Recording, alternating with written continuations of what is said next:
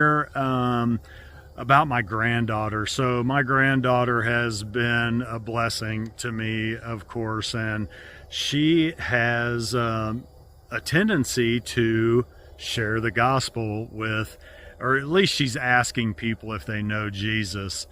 And it's kind of, amazing at that age. She was only 5 years old when she started, but she would ask kids at the playground or whatever.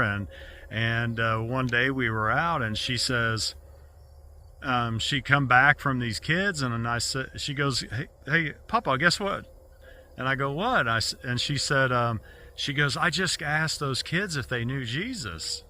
And I said, oh, okay. I said, well, what'd they say? And she goes, they said yes. And she was kind of like upset about it. And one of the reasons that she was upset, because she says everybody she asks keeps saying yes.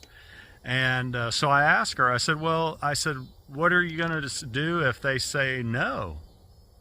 And she kind of looked at me and said, well, she goes, I really don't know how to explain it.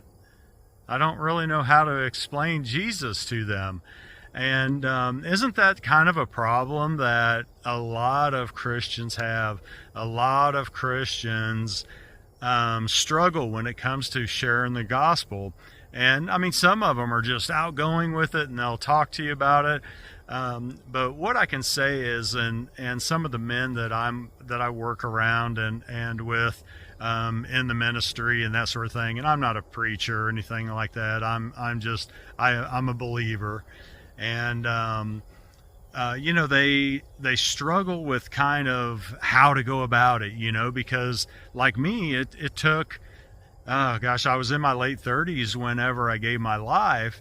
So it was completely out of my box to go up and ask somebody about Jesus if they knew him, and then or strike a conversation up with them.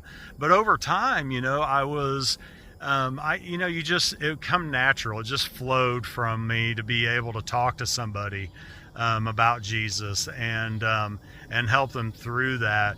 But you guys, if you're out there and you think the same way, it's kind of, your experience is kind of an intimate one right now, and it's just between you and God. I'm telling you, get out there, and it's just like anything else. Practice talking to people about Jesus, and just